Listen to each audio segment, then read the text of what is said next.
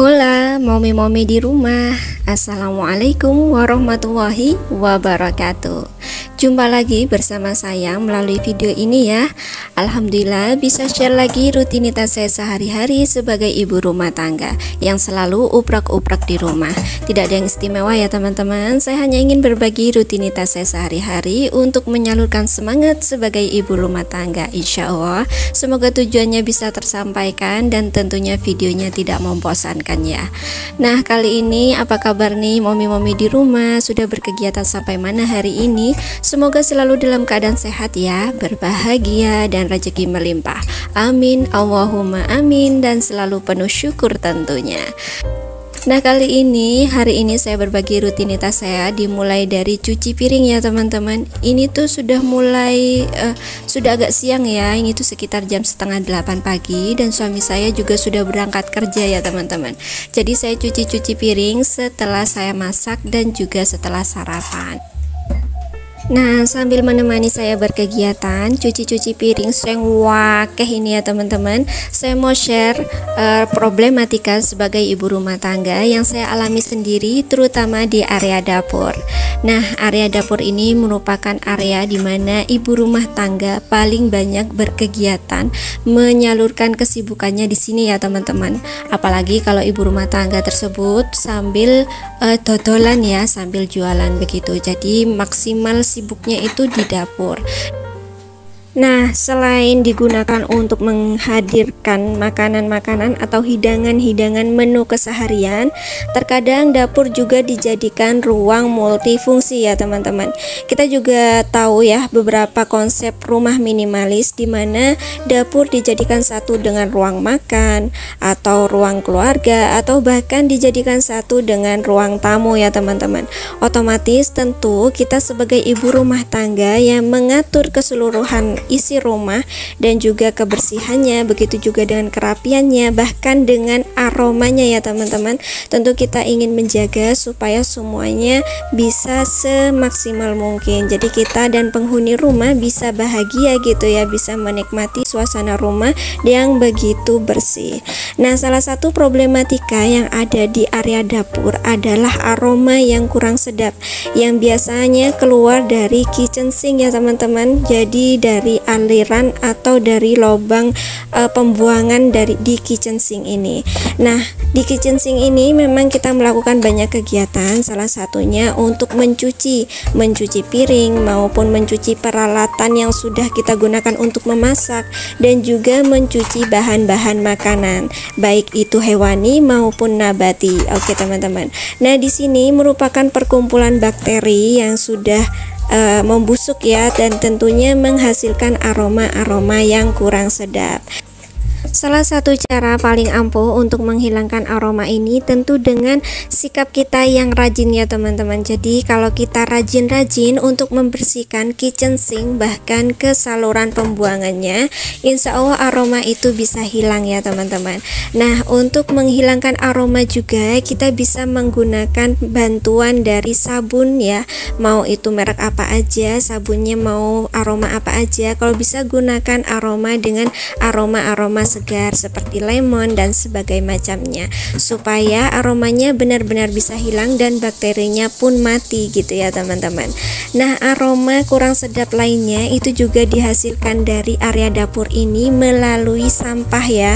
Jadi kalau teman-teman punya sampah di rumah, jangan terlalu menunggu lama ya teman-teman. Jadi selagi sampah itu sudah mulai ada, terutama sampah-sampah dengan bahan-bahan hewani ya, terkadang kita masak ikan atau masak ayam. Nah, segala bentuk sampah hewani itu cepat banget membusuknya ya teman-teman. Jadi kita harus rajin-rajin untuk membuang sampah begitu. Saat kita berbicara tentang bau, tentu bau ini akan merambat kepada hewan-hewan yang akan datang ya teman-teman ke area dapur kita, tentu seperti lalat, belatung atau hewan-hewan lainnya ya teman-teman. Jadi kalau kita membiarkan makanan menjadi pembusuk di area dapur, tentu hewan-hewan ini akan datang. Nah, untuk menghilangkan itu semua tentu dengan rajin-rajinnya kita membersihkan area dapur ya teman-teman. teman-teman, terutama di area-area yang bisa menghasilkan aroma-aroma yang kurang sedap. Salah satunya di kitchen sink ini dan juga sampai ke saluran pembuangannya. Nah, kalau masih tercium aroma yang kurang sedap, kita juga bisa menggunakan pewangi-pewangi ruangan ya teman-teman, baik itu digantung, disemprotkan, atau bahkan disiramkan di area tertentu yang menghasilkan aroma kurang sedap. Nah, ini kebetulan kemarin saya dapat ikan kering dari mama mertua saya teman-teman. Nah, dari ikan kering ini juga menghasilkan aroma yang kurang sedap, tapi nikmatnya Masya Allah ya. Jadi supaya aromanya tidak tercium keluar sehingga mengundang banyak-banyak tamu yang tidak diundang, termasuk lalat dan sebagainya, ini mau saya taruh di dalam packing yang tertutup ya teman-teman. Jadi saya masukkan ke toples dan ditutup rapat. Masih dalam pembahasan aroma yang kurang sedap ya teman-teman. Kalau katanya orang Madura tuh beceng gitu ya. Jadi aroma yang tidak sedap atau berbau busuk. Nah, mambu-mambu sing kurang sedap tidak hanya dihasilkan dari saluran pembuangan di kitchen sink ya teman-teman, atau dihasilkan hanya dari sampah pembuangan sisa-sisa bahan makanan. Kita juga aroma kurang sedap dihasilkan saat kita memasak ya teman-teman. Seumpama kita memasak tergantung juga dari bahan-bahannya. Kalau kita masak ikan tentu aromanya berbeda saat kita memasak sayur begitu ya teman-teman. Karena dari hasil kita memasak ada asap yang keluar, ada percikan dari minyak begitu ya, atau bahkan bahan-bahan yang tidak sengaja tumpah sehingga itu menghasilkan aroma-aroma yang kurang sedap. Nah, salah satu cara supaya aroma ini bisa hilang ya teman-teman, yaitu dengan cara mengatur ventilasi yang tepat. Nah, di area dapur ini tentu perlu ya teman-teman urusan ventilasi. Tentu tujuannya untuk memberikan kesegaran di area dapur dan udara yang fresh ya teman-teman. Jadi jika ventilasi udara terbuka lebar, tentunya udara di luar bisa masuk ke dalam dan udara di dalam bisa keluar gitu ya. Dan perputaran udara ini menjadikan ruangan menjadi lebih fresh dan aroma-aroma segera menghilang ya teman-teman. Jadi kalau masak, teman-teman bisa buka seluruh jalur ventilasi ya, supaya aromanya bisa segera menghilang dan ruangan dapur menjadi fresh lagi gitu ya teman-teman. Nah, salah satu cara yang lainnya supaya ruangan dapur ini menjadi lebih fresh dan segar ya teman-teman. Teman-teman bisa menggunakan tanaman-tanaman hidup yang tahan di dalam ruangan ya teman-teman. Bisa teman-teman letakkan di dekat wastafel atau diletakkan di area-area tertentu yang bisa mempercantik dapur dan juga menjadikan dapur lebih segar gitu ya teman-teman. Cara yang lainnya juga supaya dapur bisa terlihat rapi, segar, dan juga fresh, teman-teman bisa mulai dari penempatan atau peletakan alat-alat dapur ya, sesuai dengan kreativitas teman-teman. Dan juga teman-teman bisa menambah dekorasi-dekorasi tertentu yang bisa menambah keadaan dapur jauh lebih fresh dan cantik ya teman-teman. Baik itu dekorasi sintetis maupun dekorasi secara alami. Nah, demikian ya teman-teman. Mudah-mudahan bisa bermanfaat apa yang saya sharingkan, karena memang saya juga mengalami hal yang sama. Terkadang saya bingung ya, aroma ini gimana sih caranya supaya bisa hilang begitu. Nah, kalau kita menemukan aroma-aroma yang kuat dan juga susah untuk hilangnya, teman-teman bisa menambahkan pewangi ya teman-teman, baik itu yang digantung maupun yang disemprotkan atau yang disiramkan di area-area tertentu yang menghasilkan aroma kurang sedap.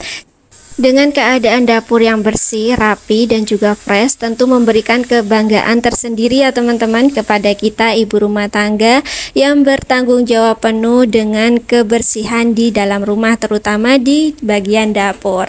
Nah, terlebih lagi kalau kita kedatangan tamu, tentunya kita tidak perlu berkecil hati ya, karena dapur kita sudah dalam keadaan bersih, bebas dari aroma yang kurang sedap, dan juga segar ya teman-teman.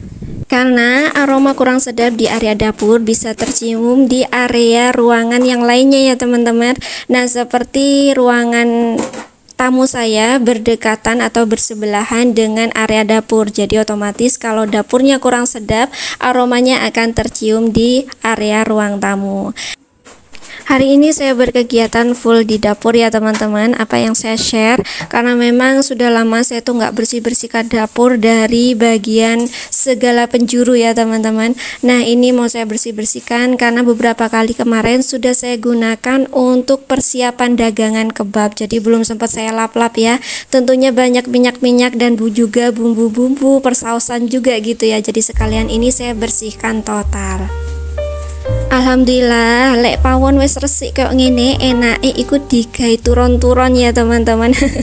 Jadi kalau sudah bersih kayak gini tuh rasanya nggak kepingin dibuat masak, karena tentunya kalau dibuat masak bakalan kotor lagi ya teman-teman. Tapi kalau nggak masak bakal kelaparan, kalau nggak jajan di luar bikin kantung kering ya teman-teman. Membahas tentang aroma yang kurang sedap di area dapur ini bukan hanya problematika satu-satunya yang ada ya teman-teman. Jadi masih banyak masalah-masalah yang terjadi di area dapur yang kita alami. Nah tentunya kurang cukup ya waktunya kalau kita bahas keseluruhan di video ini ya teman-teman. Insya Allah kita jumpa lagi di video yang lainnya, kemudian kita bisa sharing-sharing lagi ya teman-teman tentang problematika yang kita alami di dalam rumah. Nah saya ucapkan banyak terima kasih teman-teman sudah menemani kegiatan saya. Semoga videonya bisa bermanfaat, minimal ada sedikit manfaat yang bisa teman-teman ambil dari setiap video yang saya share ya teman-teman. Jadi supaya pahalanya juga mengalir kepada saya gitu ya insya Allah. Nah teman-teman saya ucapkan sekali lagi banyak-banyak terima kasih sudah menemani kegiatan saya sampai detik ini, sudah sharing bersama saya, dan berjumpa lagi insya Allah dengan video-video saya yang selanjutnya ya teman-teman. Kita bisa share lagi dan berbagi rutinitas sehari-hari sebagai ibu rumah tangga. Nah semoga videonya bisa menemani waktu luang teman-teman ya. Saya ucapkan sekali lagi banyak-banyak terima kasih dan mohon maaf atas banyaknya kekurangan, baik itu tutur kata, editing, pencahayaan, dan segala macamnya ya teman-teman, karena saya masih perlu banyak belajar lagi. Saya ucapkan sekali lagi terima kasih banyak ya teman-teman. Sehat selalu dan semangat sebagai ibu rumah tangga. Di tangan kalian kebahagiaan anggota keluarga dan kenyamanan mereka di dalam rumah. Kalian hebat ya. Assalamualaikum warahmatullahi wabarakatuh.